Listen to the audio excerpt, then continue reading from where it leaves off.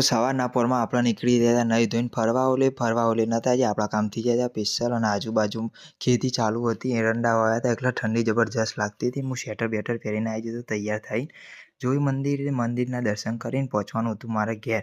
તો આપણે ઘેર પહોંચ્યા રસ્તામાં મળી જતા આવી ગયું આપણા પાંચસર સ્ટેટનું બોર્ડ. તો આપણે પાંચસરમાં આવી ગયા મારા ગામમાં આવીને ફટાફટ પહોંચ્યા ઘેર. ઘરે પહોંચ્યા તો મમ્મીને તો ઘર વાંકી દીધું હતું ફટાફટ ખખડાવીને મમ્મી બોલાવીને ઘર ખોલીને અંદર જઈને જોયું ને તે બધું વાસણ ને બધું એમની જ પડ્યું હતું. મને લાગે આપણે કામ કશું થયું નહોતું રાતવા પીવાનું બાકી હતું. તો વાંધો નહીં કીધું અંદર જઈને હું કોલેજની પરીક્ષા આવે માટે થોડી તૈયારી કરી લો. અંદર જો ડ્રોવર ખોલ્યું પણ અંદર ચોપડી તો હતી જ નહીં. તો હવે કરવું શું?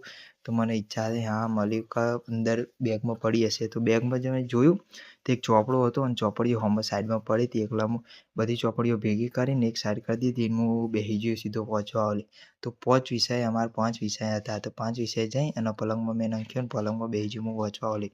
એક જેવી 5 ચોપડીઓ હતી. હવે 5 વિષય તો આપણે જેવી રીતે તૈયાર થાય આટલી બધી ચોપડીઓ તો એકી સંગાત વંચાય નહીં. તો શું કરશું? તો એક વાંચશું બરાબર. તો તમને કેવી લાગી તો વિચારો કોમેન્ટ કરજો.